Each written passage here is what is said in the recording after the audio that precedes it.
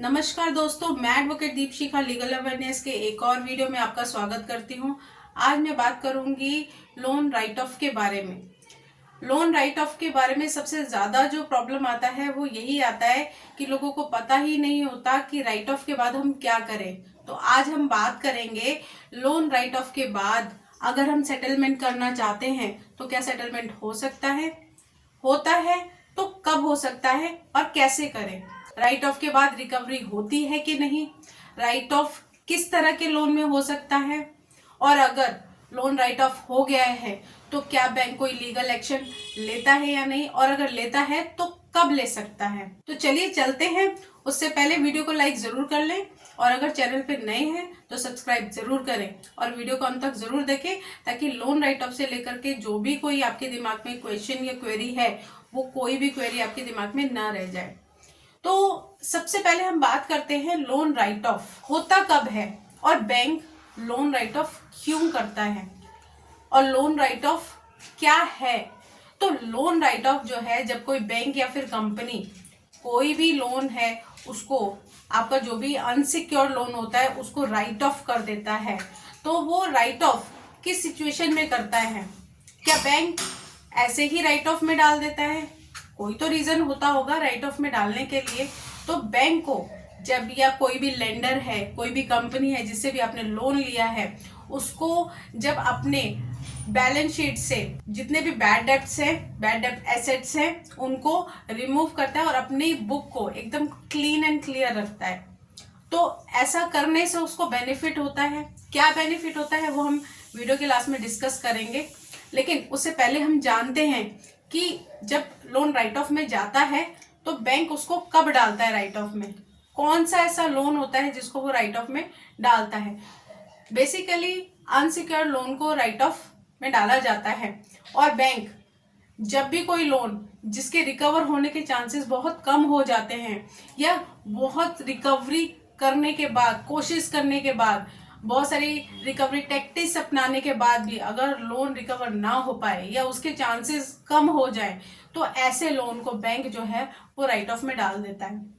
अब सबसे पहले राइट ऑफ से पहले बैंक आपका लोन एनपीए करता है। अब लोन एनपीए कब होता है ये तो आपको पता ही है। अगर आप 90 डेज तक जो भी आउटस्टैंडिंग है वो पे नहीं करते हैं तो बैंक जो लोन अकाउंट है उसको एनपीए कर देता है। और लोन एनपीए होने के बाद, रिकवरी की कोशिश करने के बाद, रिकवरी एजेंट द्वारा रिकवरी ना होने के बाद जब 90 डेज हो जाते हैं तो बैंक जो है लोन अकाउंट को राइट ऑफ में डाल देता है। जो भी बैंक का पैसा डूब चुका हो या उसकी रिकवरी नहीं हो सकती हो, ऐसे लोन को ही बैंक राइट ऑफ में डालता है। बैंक अपने एनपीए लोन को जब राइट ऑफ में डालता है तो अपनी बैलेंस शीट को उससे निकाल देता है राइट ऑफ में डालने के बाद। जो भी उसके एनपीए लोन होते हैं तो जो भी उसके बैड डेब्ट्स को वो क्लीन कर देता है अपनी बैलेंस शीट से, जो मान लिया जाता है कि रिकवर नहीं हो सकता। अब आप कहेंगे कि बैंक लोन को राइट ऑफ में डाल देता है तो उसमें उसका क्या बेनिफिट होता है। अब जब राइट ऑफ में डालता है, राइट ऑफ में डालने से पहले बैंक और जो भी लेंडर कंपनीज हैं, जो भी, वो बहुत कोशिश करती हैं कि बहुत एफर्ट्स डालती हैं, जैसे आपके घर रिकवरी एजेंट्स भेज के, कॉल्स कर करके और पैसा रिकवर करने की बहुत कोशिश करती है। बट सारी कोशिश करने के बाद भी अगर पैसा रिकवर नहीं होता है तो उसको लगता है कि अब ये हमारा पैसा रिकवर नहीं होने वाला, उसके जो चांसेस होते हैं इतने कम हो जाते हैं रिकवर होने के।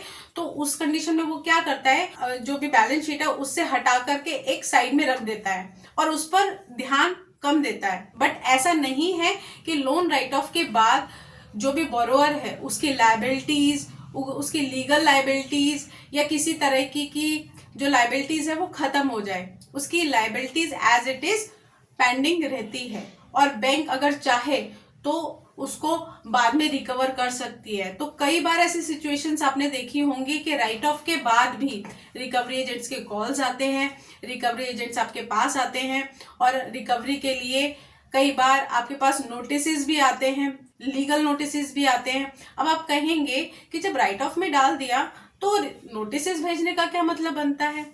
हमने तो सुना है कि भाई राइट ऑफ में होने के बाद बैंक या जो भी लेंडर कंपनी है वो कोई भी लीगल एक्शन ले ही नहीं सकती है, बट उसकी भी कुछ सिचुएशन कंडीशन होती है कि कब वो ले सकती है और कब नहीं ले सकती है। अब फॉर एग्जाम्पल जब आपका लोन राइट ऑफ में जाता है तो एनपीए होने के बाद, एनपीए भी मोर देन 90 डेज हो जाए तब वो आपका राइट ऑफ में जाता है।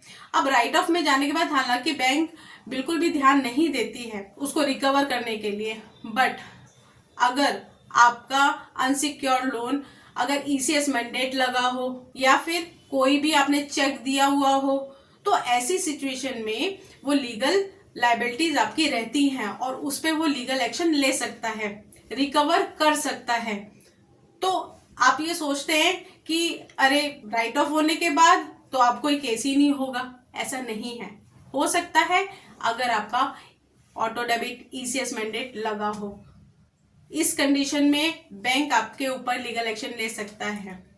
तो कभी भी आपको लगता है कि अब ऐसी सिचुएशन में हमको करना क्या चाहिए, अब इस सिचुएशन में बैंक को क्या बेनिफिट होता है?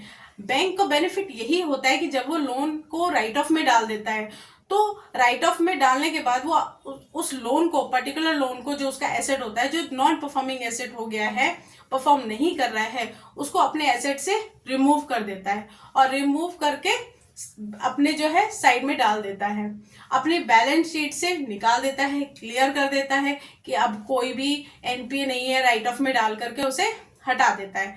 ऐसा करने से बैंक को बेनिफिट यही होता है कि उसको टैक्स की लायबिलिटीज में हेल्प मिल जाती है और वो अपने लॉसेस दिखा करके अपने टैक्स लायबिलिटी से बच जाता है और उसका बैलेंस शीट भी क्लियर होता है। तो इस तरीके से उसको बैंक को बेनिफिट होता है। बट बोरोअर जो है वो क्या कर सकते हैं ऐसी सिचुएशन में? देखिए, ऐसे तो सेटलमेंट आप पहले भी कर सकते हैं, बट जब आपका अकाउंट राइट ऑफ में चला जाता है उस सिचुएशन में आप सेटलमेंट कर सकते हैं। कब सेटलमेंट करना चाहिए, कैसे करना चाहिए, किस सिचुएशन में करना चाहिए? अब सेटलमेंट करने के लिए राइट ऑफ के बाद अगर आपको सेटलमेंट करना है तो आप जो भी लेंडर कंपनी है या बैंक है उनके साथ एक सेटलमेंट एग्रीमेंट बनाएं और एग्रीमेंट बना करके ही सेटल करें आप, क्योंकि आप नेगोशिएट कर सकते हो और बहुत नॉमिनल अमाउंट में आप सेटल कर सकते हो। तो राइट ऑफ के बाद अगर आप सेटलमेंट करना चाहते हैं तो सेटलमेंट करने के लिए आप बैंक या फिर लेंडर कंपनी को अप्रोच करो, उनसे बात करो, उनसे नेगोशिएट करो और बहुत ही कम अमाउंट पे आप सेटलमेंट कर सकते हो राइट ऑफ के बाद। तो मैं यही कहूँगी कि आप सेटलमेंट एग्रीमेंट बना करके ज़रूर करें। और ऐसा नहीं है कि अगर आपको लगता है कि कोई सिविल लायबिलिटी या लीगल लायबिलिटी आपकी नहीं बचती है तो ऐसा नहीं है, बैंक आपके ऊपर आर्बिट्रेशन की प्रोसीडिंग कर सकता है। ईसीएस मैंडेट अगर है तब तो वो कोई भी क्रिमिनल प्रोसीडिंग आपके ऊपर कर सकता है, बट अगर ऑटो डेबिट नहीं है या ईसीएस मैंडेट नहीं है तो वो कोई कोर्ट केस नहीं कर सकता, बट आर्बिट्रेशन कर सकता है। तो इसलिए कभी भी आपकी ऐसी सिचुएशन आए या आपको ऐसा लगे कि अब हम राइट ऑफ के बाद क्या करें, क्या सेटलमेंट करें या नहीं करें, करना चाहिए या नहीं करना चाहिए, या करने का कोई बेनिफिट है या नहीं है, सेटलमेंट करें, बट सेटलमेंट एग्रीमेंट बना करके ही करें। अदरवाइज अगर आप सेटलमेंट एग्रीमेंट बना करके नहीं करते हैं तो आपकी लायबिलिटीज जो है वो खत्म नहीं होती है और आपका जो लोन का केस है वो खत्म नहीं होता है। तो क्लोज अगर आपको कभी भी करना है आपका जो भी लायबिलिटीज है उनको, तो सेटलमेंट करके और टर्म्स एंड कंडीशन जो हैं वो सारी उसमें मेंशन करवाएं। सेटलमेंट एग्रीमेंट में जो भी आपकी टर्म्स एंड कंडीशन है वो क्लियर होनी चाहिए।